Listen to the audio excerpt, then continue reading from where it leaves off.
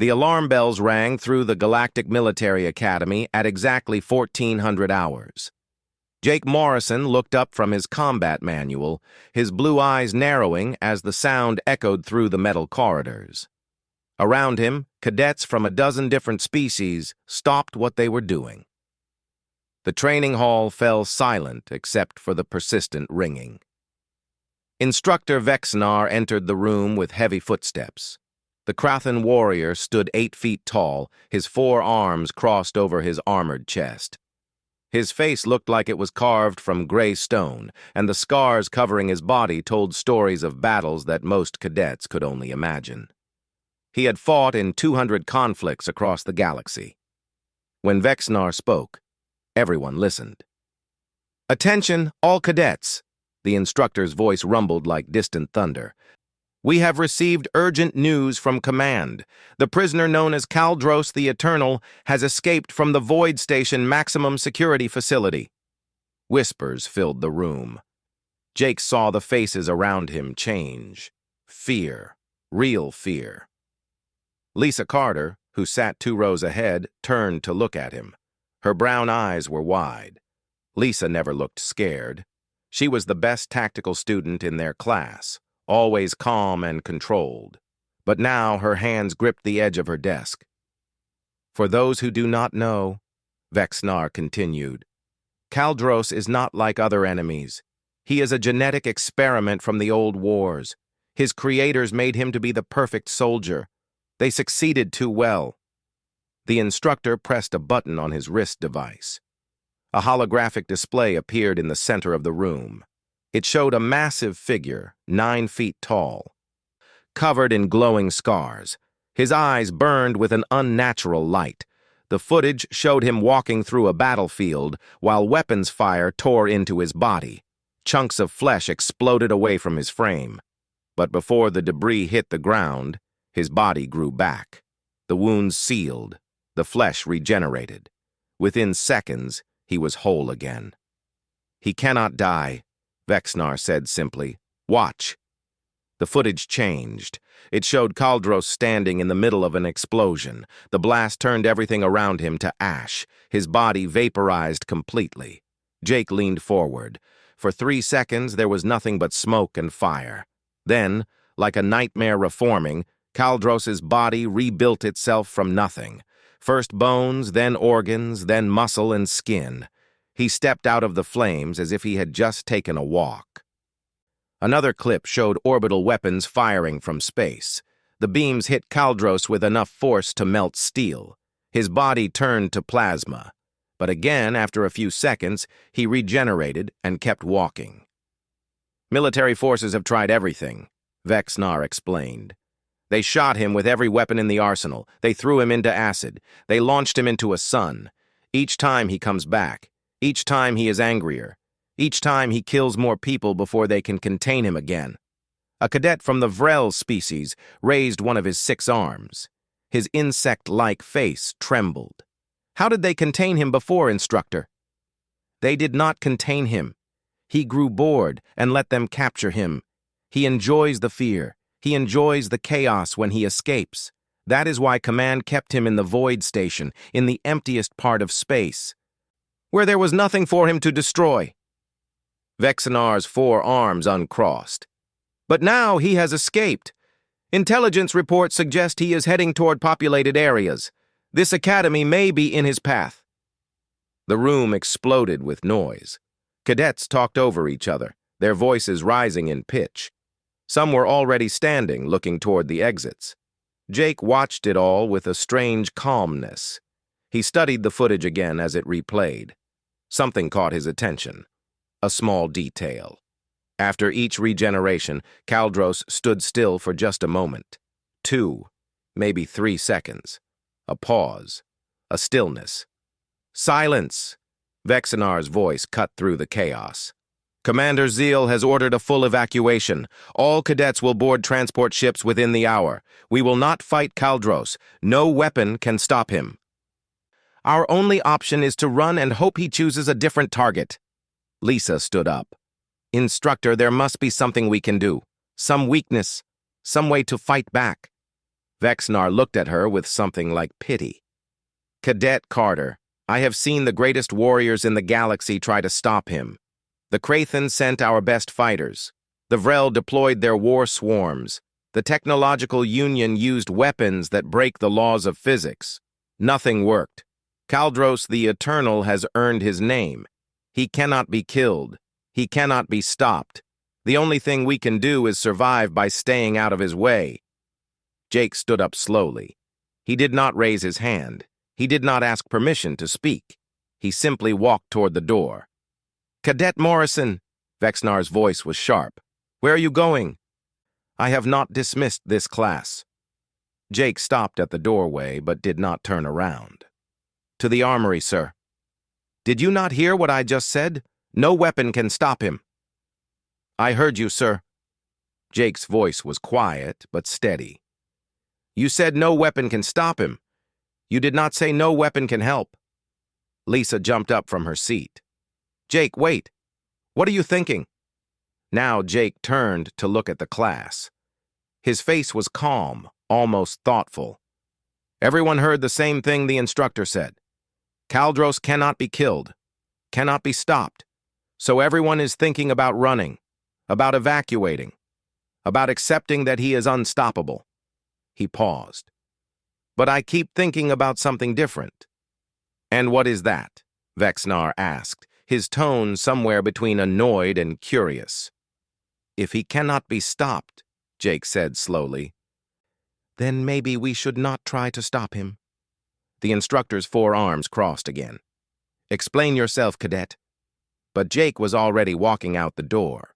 His footsteps echoed down the corridor toward the armory. Lisa grabbed her data pad and ran after him. Behind them, Vexnar watched with ancient eyes that had seen too many brave fools walk toward their deaths. But something about the human cadet made him pause. Something about the way Jake Morrison moved. Not with the confidence of someone who thought they could win, but with the determination of someone who refused to accept the rules of the game. In the training hall, other cadets began moving toward the evacuation points. But a few watched the doorway where Jake had disappeared, and they wondered what the human was planning. Lisa caught up with Jake 3 corridors away from the training hall. Her boots hit the metal floor in rapid beats as she ran. When she reached him, he was already at the armory door, entering his access code into the security panel. Jake, talk to me, she said, slightly out of breath. What are you planning? The door slid open with a hiss. Jake walked inside without answering. The armory was a long room filled with weapons from across the galaxy. Energy rifles hung on one wall. Plasma cannons stood in locked cases. Ammunition crates were stacked in neat rows. Everything was organized and labeled. Everything had a purpose. Jake moved past the weapons without touching them. Instead, he went to the computer terminal at the back of the room. His fingers moved quickly across the keyboard, pulling up files and data streams. Jake, Lisa said again, this time more firmly. Everyone else is packing their things to evacuate. The transports leave in less than an hour. What are you doing? Research, Jake replied, his eyes fixed on the screen. Pull up a chair. This might take a while. Lisa hesitated, then sat down next to him. The screen showed military reports, battle footage, and scientific analysis. All of it was about Kaldros. Jake scrolled through hundreds of pages, his face intense with concentration. Look at this, Jake said, pointing to a video file. Battle of Kryn Station 7 years ago. Watch what happens after they hit him with the antimatter charge. The footage played. Kaldros stood in the center of a military base. Soldiers fired at him from every direction. Then a massive explosion consumed everything. When the smoke cleared, Kaldros was gone, completely vaporized.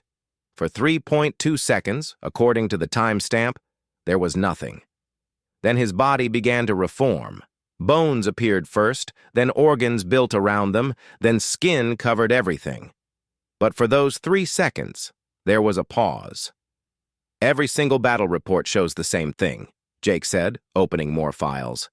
After major damage, he regenerates, but there is always a delay. A few seconds where he is rebuilding himself. Everyone knows that, Lisa said. But it does not matter. 3 seconds is not enough time to do anything. By the time you aim another weapon, he is already back and angrier than before. You are thinking about killing him, Jake said. Everyone thinks about killing him. That is the problem. Before Lisa could respond, the armory door opened again. A young man with messy red hair walked in, carrying a toolkit under one arm. Ryan Walsh was an engineering cadet, one of the best in the academy. He and Jake had been friends since their first year. Lisa sent me a message, Ryan said, dropping his toolkit on a nearby table. Said you were doing something stupid and probably needed help. I did not send you a message, Lisa said, confused. Oh, must have been Jake then. Ryan grinned. So what are we building? Jake stood up and walked to the center of the armory. He looked at both of them. I need to access restricted military files, the ones about Kaldros that are not available to cadets. Can you do that, Ryan? Ryan scratched his head. Technically, that would be against regulations. I could get expelled, maybe even arrested. Yes. Cool. Let me set it up. Ryan pulled out a small device from his toolkit and connected it to the terminal. His fingers danced across the keyboard, entering codes and bypassing security systems. You know, when they evacuate the academy, this whole conversation becomes irrelevant anyway. If Kaldros shows up here, we will all be dead or gone. That is why we need to work fast, Jake said. The terminal beeped. New files appeared on the screen, marked with high security clearances. Jake sat back down and began reading. Lisa leaned in closer, her curiosity overcoming her concern. These are biological scans, she said, reading the data. From the times they captured him. His cellular structure is incredible. Each cell contains enough energy to power a small city. Look at this part, Jake pointed to a graph. His regeneration uses massive amounts of energy. After complete destruction, his body pulls energy from somewhere, possibly another dimension or subspace. But the process is not instant. It takes 3 to 4 seconds to gather enough energy and rebuild. Ryan whistled. That is a lot of power. No wonder normal weapons do not work. You would need to destroy him faster than he can regenerate. Or, Jake said slowly, we would need to stop the regeneration process itself. Lisa and Ryan both stared at him. The armory was quiet, except for the hum of the computer. How? Lisa finally asked. Jake opened another file. 6 months ago, Dr. Helen Price published a paper on medical stasis technology. She is the xenobiology professor here at the Academy. Her research was about putting injured soldiers into temporary suspended animation for transport to medical facilities. I remember that lecture, Ryan said. She built a prototype cryostasis pod. Never got to test it on anything bigger than a small animal, though. Where is the pod now? Jake asked. In her lab, I think. But Jake, that technology was designed to preserve life, not contain hostile targets. The stasis field might not hold someone like Kaldros. Jake pulled up more data. The stasis works by creating an absolute zero temperature field. At that temperature, all molecular movement stops. No chemical reactions, no biological processes. If we could freeze Kaldros during his regeneration cycle, when his body is rebuilding and pulling in energy, we might be able to trap him in a state between death and life. Lisa leaned back in her chair, thinking hard. You want to catch him mid-regeneration and freeze him before he finishes coming back? Yes. That is insane, Ryan said, but he was smiling. Completely, totally insane. I love it. It might not work, Lisa said. Even if we get the timing perfect, even if the stasis field holds, there are a million things that could go wrong. I know, Jake said, but right now, everyone in this academy is preparing to run. They are accepting that Kaldros cannot be beaten. They are not even trying to find another way. Because the instructor said no weapon can stop him, Lisa said. The instructor is right. No weapon can stop him. Jake stood up again, his voice steady. But maybe we do not need to stop him. Maybe we just need to pause him, long enough to put him somewhere he cannot hurt anyone. The door to the armory opened again. This time, an older woman with gray hair walked in. Dr. Helen Price carried a tablet under her arm and wore the standard Academy professor uniform. She looked at the three cadets with raised eyebrows. I received an alert that someone was accessing my research files, she said. Care to explain why? Jake turned to face her. Dr. Price, I need your help. We need to borrow your cryostasis pod, and we need you to help us modify it to contain a hostile target. You are talking about Kaldros, she said. It was not a question. Yes, ma'am. Dr. Price walked over to the terminal and looked at the data on the screen. She read in silence for a long moment. Then she looked at Jake with an expression that was hard to read.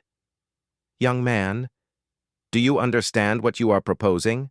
That creature has survived things that would destroy planets, and you want to trap him with experimental technology that has never been field-tested? Yes, ma'am. The stasis pod might fail. The timing might be wrong. Even if everything works perfectly, you would have to be close enough to Kaldros to activate the trap. You might die. I know. Dr. Price smiled, just a little. When I was your age, I probably would have tried the same thing. The pod is in my lab. I will help you set it up. But we need to move fast. As they left the armory together, none of them noticed Instructor Vexnar standing in the shadows of the corridor. The old warrior had followed them, curious about what the human cadet was planning. He had heard everything, and for the first time in many years, Vexnar felt something he had almost forgotten: hope, small and fragile, but real. The next 30 minutes moved in a blur. Dr. Price led them to her laboratory, which occupied an entire wing of the science building. The cryostasis pod sat in the center of the room, a cylinder of transparent metal and blue light. It was 7 feet tall and wide enough to hold a person. Control panels covered one side, showing readings that Ryan immediately began studying. The pod works by creating a field of absolute zero temperature, Dr. Price explained as she powered up the systems. When activated, everything inside stops. Molecules freeze. Energy stops moving. Time itself seems to pause for whatever is trapped inside. Lisa circled the pod, examining it from all angles. How fast does it activate? From button press to full stasis? 0.8 seconds. Jake did the math in his head. Kaldros regenerates in 3 to 4 seconds after major damage. We would have maybe 2 seconds to get him into position and activate the pod. Less than that, Ryan said, reading data from the control panel. The stasis field needs 0.8 seconds to reach full power, so you would have about 1 second of margin for error. That is not much time, Lisa said quietly. No, Jake agreed. It is not. The laboratory door burst open. Commander Zeal entered, his insect-like body moving with jerky precision. The Vrel commander's compound eyes reflected the laboratory lights. Behind him stood Nina Brooks, the head of Academy Security. Nina was a woman in her 50s with short gray hair and a scar across her left cheek. She had been a soldier for 30 years before retiring to teach. Dr. Price, what is happening here? Commander Zeil's voice buzzed with agitation. All personnel are supposed to be evacuating. Why are these cadets in your laboratory? Before Dr. Price could answer, alarms blared through the academy. Red lights flashed in the corridors. A mechanical voice spoke over the intercom system. Warning! Hostile detected. Mining Colony 7 has been attacked. Multiple casualties. Hostile moving toward Academy Station. Estimated arrival time, 23 minutes. All personnel proceed to evacuation transports immediately. Commander Zeil's body went rigid. He is coming here. We must leave now. Commander, Jake stepped forward. We have a plan to stop him. Cadet Morrison, I do not have time for this. No weapon can stop Kaldros. We must evacuate while we still can. He is not trying to use a weapon, Dr. Price said. Show him, Jake. Jake quickly explained the plan. The cryostasis pod, the timing, the regeneration cycle. As he spoke, Commander Zyle's compound eyes seemed to dim. When Jake finished, the commander shook his head. "This is madness.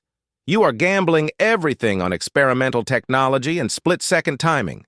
If you fail, you die, and the Academy will have lost 3 promising cadets for nothing." "If we run, Kaldros will just find another target," Lisa said. "More people will die. Someone has to try something different." Nina Brooks had been quiet until now. She stepped forward, her hand resting on the weapon at her hip. "Commander, I am staying with them. I am too old to spend my last years running from nightmares." "Chief Brooks, I order you to evacuate." "With respect, Commander, I am civilian security, not military. You cannot order me." Nina looked at Jake and his friends. "Where do you want to set up the pod?" "The main training hall," Jake said. "It has the most open space. We need room to maneuver." Commander Zyle made a sound like air escaping from a pipe. "I cannot stop you, but I will not watch you die. The evacuation continues.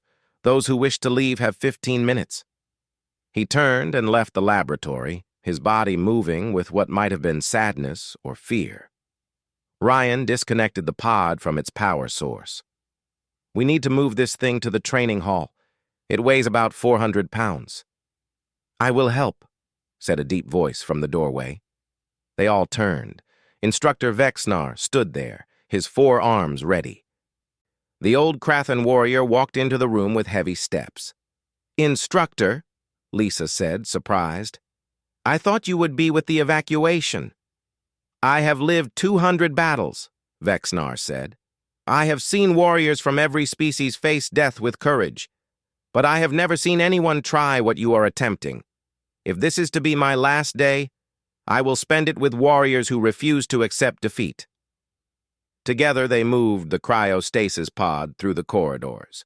The Academy was in chaos. Cadets ran toward the docking bays where transport ships waited. Some carried bags of belongings. Others ran with nothing but fear on their faces.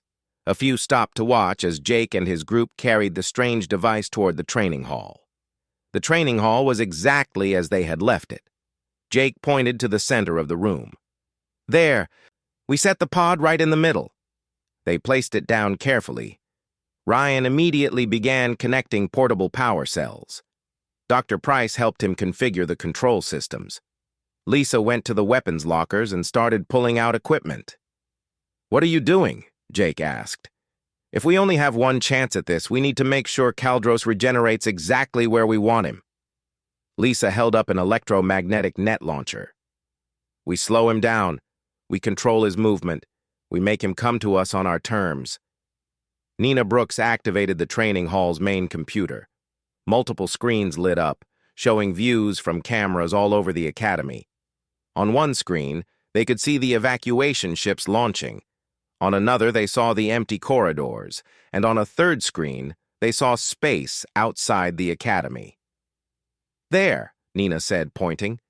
A small dot appeared against the stars. It grew larger. It was not a ship. It was a person. Kaldros was traveling through space with no protection, no vehicle. He moved like a missile, his body somehow propelling itself across the void. "He is coming fast," Ryan said, checking the calculations. 10 minutes until he reaches us." Jake watched the screen. His heart pounded in his chest, but his hands were steady. "Everyone knows their role?" "I will damage him enough to trigger full regeneration," Lisa said, checking her weapons. "I will track his position and activate the pod at the right moment," Ryan said from the control panel. "I will help slow him down," Vexnar said, pulling out an old ceremonial blade from his belt. "And I will make sure the power holds," Dr. Price added.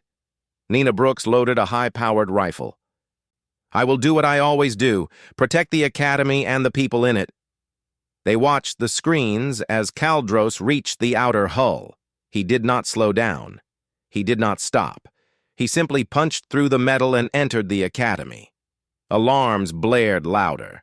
The screens showed him walking through the corridors, leaving a trail of destruction behind him. Defense turrets activated.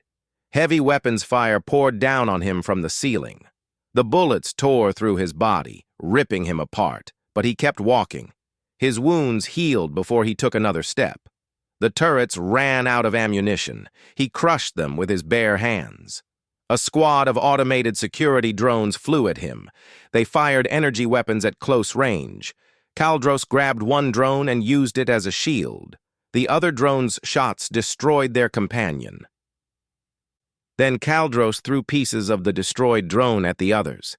Each throw was perfectly aimed. Each drone fell. "He is 3 levels away," Nina reported. A group of Krathan warriors appeared on the screens. They were maintenance workers, not soldiers, but they stood in Kaldros's path with whatever weapons they could find. They fought bravely. They died quickly. 2 levels away. Vrel security forces tried next.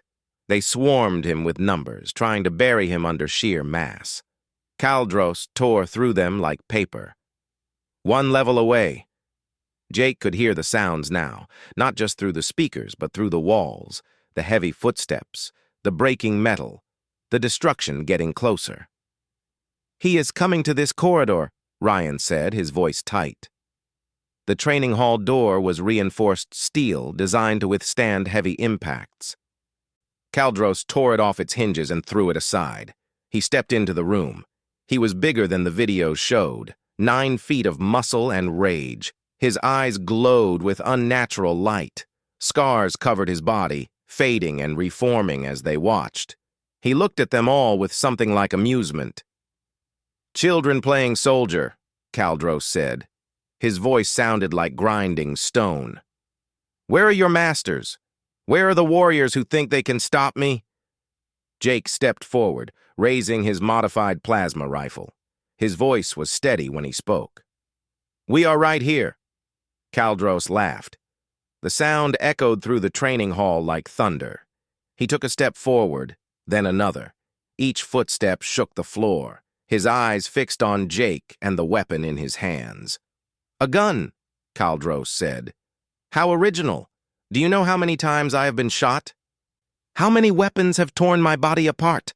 I stopped counting after the first 1,000. Jake did not respond. He aimed carefully, his finger resting on the trigger. The modified plasma rifle hummed with barely contained energy. Ryan had pushed it far beyond safe limits. It would fire once, maybe twice, before the systems melted down completely. "Jake," Lisa whispered from her position near the wall, "whenever you are ready."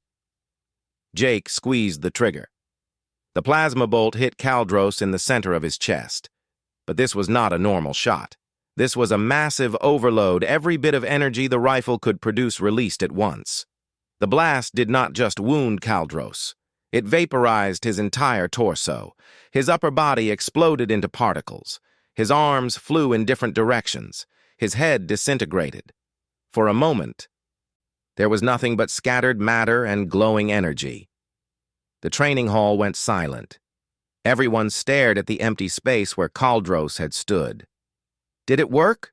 Ryan asked from behind the cryopod. "Wait," Jake said, not lowering his weapon. "Watch."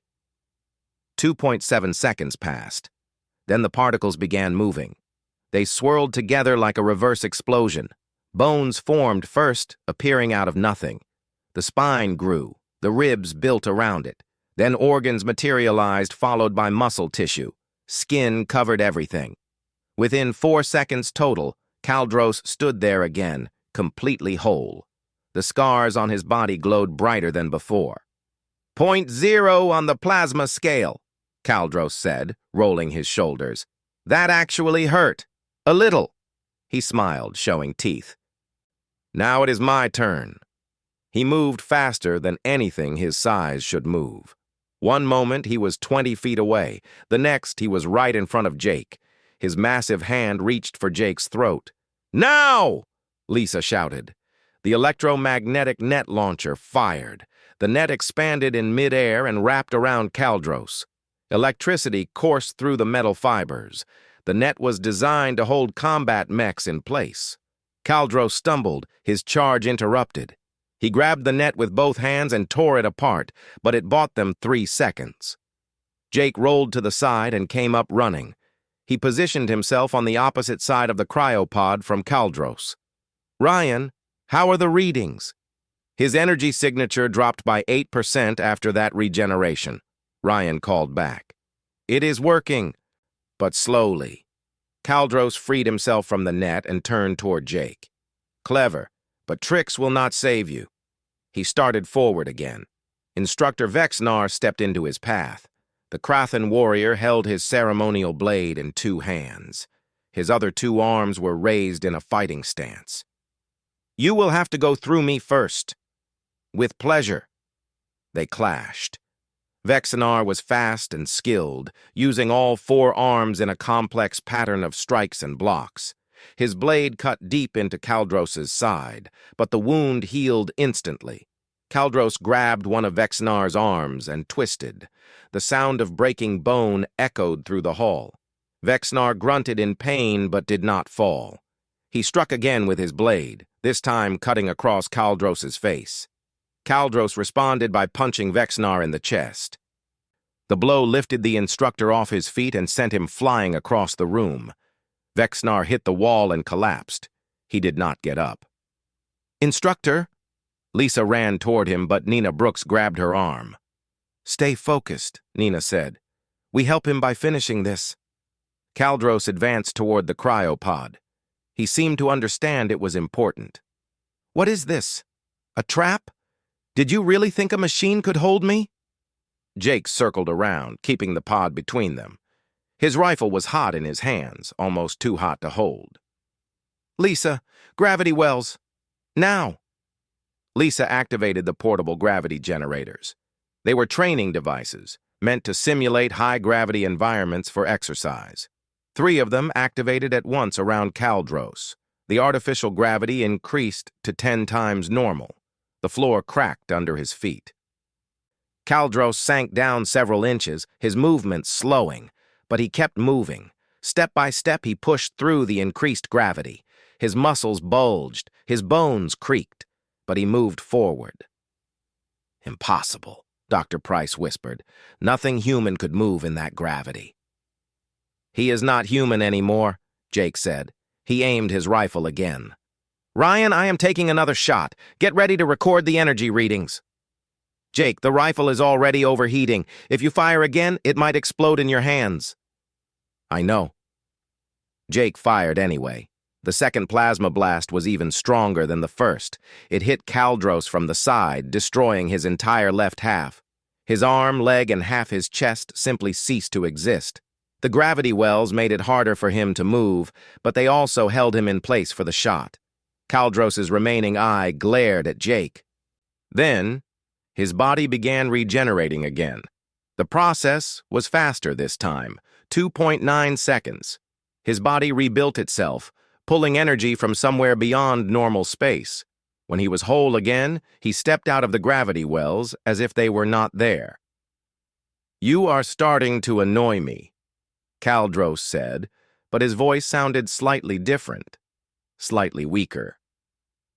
"Energy signature down to 84%, Ryan reported. "He is using power faster than he can pull it in." "It is not enough," Lisa said. She fired her weapons at Kaldros, trying to slow him down. The bullets bounced off his skin. "We are running out of tricks." Kaldros grabbed a piece of broken door from the floor. He threw it at Lisa like a spear. Nina Brooks pushed Lisa out of the way. The metal piece missed Lisa but hit Nina in the shoulder, sending her spinning to the ground. "Chief Brooks!" Jake moved toward her, but Kaldros was faster. The massive figure grabbed Jake by the arm and lifted him off the ground. Jake's rifle fell from his hands, clattering across the floor. Kaldros held him up, studying him like an interesting insect. "You have courage, human. I will grant you that. But courage is not enough." Kaldros began to squeeze. Jake felt his arm breaking. Pain shot through his body, but he did not scream. Instead, he looked directly into Kaldros's glowing eyes. "You are right," Jake said through gritted teeth. "Courage is not enough. That is why I brought friends." Dr. Price activated a control she had been hiding.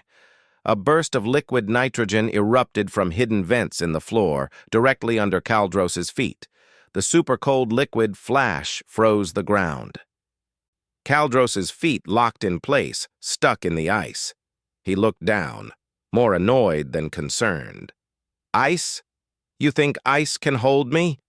He began to pull his feet free, but the ice bought them time. Lisa grabbed Jake's fallen rifle. It was glowing red with heat, smoking from the overload. She ran toward Kaldros, aimed at point-blank range, and fired the final shot. The rifle exploded as it fired. The plasma blast hit Kaldros in the face at a distance of 3 feet. His head vaporized, his neck disappeared, his upper chest turned to ash. The force of the explosion threw Lisa backward. She hit the ground hard and did not move. Kaldros dropped Jake. The headless body stood there for a moment, then collapsed. The ice around his feet shattered. Jake crawled across the floor toward the cryopod. His arm hung useless at his side, broken in multiple places. Blood ran down his face from cuts caused by flying debris, but he could still move. He had to move. "Ryan," Jake gasped. "How long?" "Regeneration starting now," Ryan said, his eyes fixed on his instruments. "Energy signature at 76%. You were right, Jake. He is running out of power. But he still has enough for one more regeneration." On the floor, Kaldros's body began rebuilding. The spine grew. The skull formed. The brain materialized inside it. Eyes appeared in the sockets. A mouth formed and opened, gasping. Jake reached the cryopod. His good hand found the activation button. "Help me get him in position. We only get one chance at this." Dr. Price and Ryan moved to help, but they were too far away. Kaldros was regenerating faster than before, as if anger was speeding the process. His shoulders formed. His chest built itself. His arms began growing. 3.1 seconds had passed. In less than a second, he would be whole again. And they were out of weapons. Jake looked at Kaldros regenerating on the floor. 3.2 seconds had passed.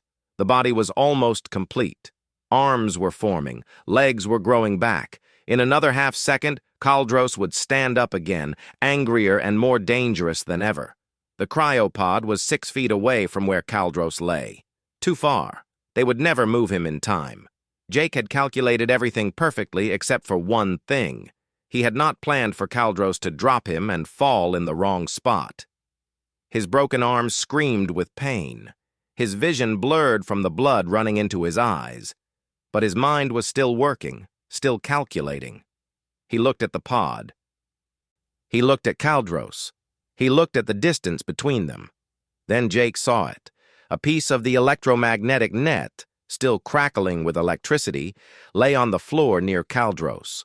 And next to it, one of the gravity generators was still active, humming with power. "Ryan!" Jake shouted. "Can you reverse the gravity well? Make it push instead of pull?" Ryan's fingers flew across the control panel. "Maybe. Yes. But why would you want to—" Oh, that is brilliant. "Do it, now." Ryan entered commands. The gravity generator's hum changed pitch. Instead of pulling things toward it, it began pushing them away. Kaldros's regenerating body started sliding across the floor, away from the generator. Slowly at first, then faster. "Adjusting the angle," Ryan said, sweat on his forehead. He changed the generator's position slightly. Kaldros's body slid sideways, directly toward the cryopod. 3.7 seconds. Kaldros's body was complete. His eyes opened. He drew in a breath. Dr. Price ran forward and grabbed the electromagnetic net. She threw it over Kaldros just as his muscles started responding to his commands. The electricity in the net shocked him, making his body spasm. It only bought them a fraction of a second, but it was enough. Kaldros slid into position directly in front of the cryopod. 4.0 seconds. He was fully regenerated. His hand reached out to grab the floor and stop his movement. Jake hit the activation button. The cryopod engaged with a sound like breaking glass. Blue light exploded outward. The stasis field expanded at the speed of light, creating a sphere of absolute zero temperature. Kaldros's hand touched the floor just as the field reached him. His body froze instantly. Not slowly, like normal ice. This was different. Every molecule in his body stopped moving at exactly the same moment. His cells ceased all activity. The energy he was pulling from another dimension to power his regeneration had nowhere to go. It froze mid-flow, trapped between dimensions. Kaldros's eyes were open, looking at Jake. They held rage and surprise and something else, perhaps respect, perhaps understanding that he had finally met someone who changed the rules. The cryopod's containment field solidified around him. Kaldros hung suspended in the blue light, caught between life and death, frozen in a moment that would last forever unless someone released him. The training hall fell silent, except for the hum of the pod's systems. Jake collapsed to his knees. The pain from his broken arm finally overwhelmed him. Dr. Price rushed to his side, checking his injuries. Across the room, Nina Brooks was pulling herself up, her shoulder wounded but her eyes sharp. Lisa groaned and sat up, her face covered in burns from the rifle explosion but alive.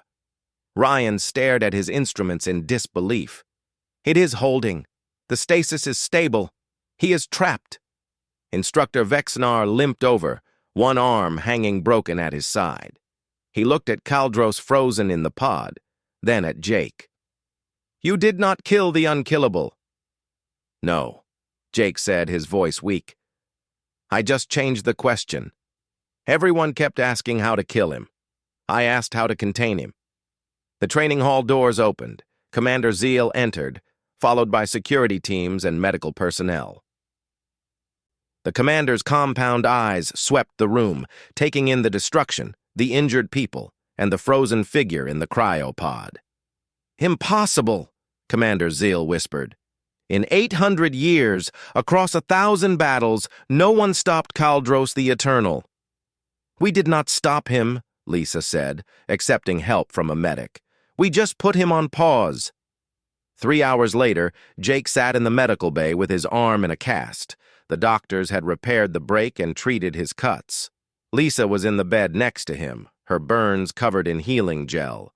Nina Brooks was somewhere getting her shoulder fixed. Instructor Vexnar had refused treatment until all the cadets were helped first. The view screen on the wall showed news from across the galaxy. Every channel was reporting the same story. Kaldros the Eternal, the unstoppable force. The nightmare that had terrorized civilizations for centuries had been contained by 3 cadets and a professor at a military academy. A galactic military command ship had arrived to take custody of the cryopod. They would transport it to a secure facility where it would be guarded day and night. Scientists wanted to study how the stasis field held something that could regenerate from nothing. Military leaders wanted to understand how cadets accomplished what their best warriors could not. Dr. Price entered the medical bay carrying 2 data pads. "The command ship will be leaving in an hour. They want to interview all of you first. They want to know everything about the plan, the execution, and how you thought of it." She paused and smiled. "They also want to give you medals." "Medals for breaking about 50 regulations," Ryan said from the doorway. He walked in, looking tired but happy. "They are calling us heroes. Heroes who technically committed multiple violations of Academy rules." "Worth it," Lisa said. Commander Zeil entered the room behind Ryan. The Vrel commander moved slowly, as if he had aged years in the past few hours. He looked at Jake for a long moment. "Cadet Morrison, when Instructor Vexnar told you that no weapon could stop Kaldros, you went to the armory anyway." "Yes, sir." "Why?" Jake thought about his answer carefully. The instructor was right. No weapon could stop Kaldros. Every species in the galaxy tried weapons. Bigger guns, stronger explosives, more advanced technology. They all failed because they were asking the wrong question. They asked what weapon could kill him. I asked what could contain him. But you still loaded a weapon, Commander Zyle said, even after being told it was useless. I loaded a weapon because I needed to understand the problem. I needed to see his regeneration cycle. I needed to measure his energy consumption. The weapon was not meant to kill him. It was meant to give me information. Jake looked at the frozen image of Kaldros on the screen. And it gave me the time I needed to implement the real solution. Commander Zill's compound eyes seemed to shimmer. For 800 years, we accepted that Kaldros could not be beaten. We accepted it as fact, as truth. We never questioned it. Humans question everything, Lisa said. Sometimes it gets us in trouble. Sometimes it saves lives. Instructor Vexnar limped into the room, his broken arm now in a cast like Jake's. The old Krathan warrior nodded to Commander Zyle, then turned to the cadets. I have fought for 200 years, Vexnar said. I have seen countless battles and trained thousands of warriors. But today, 3 cadets taught me something I should have learned long ago. He paused. When everyone says something is impossible, they might all be wrong. They might just be asking the wrong question. Through the medical bay window, they could see the command ship preparing to depart. Inside its cargo hold, the cryopod sat secured with every safety system the military could devise.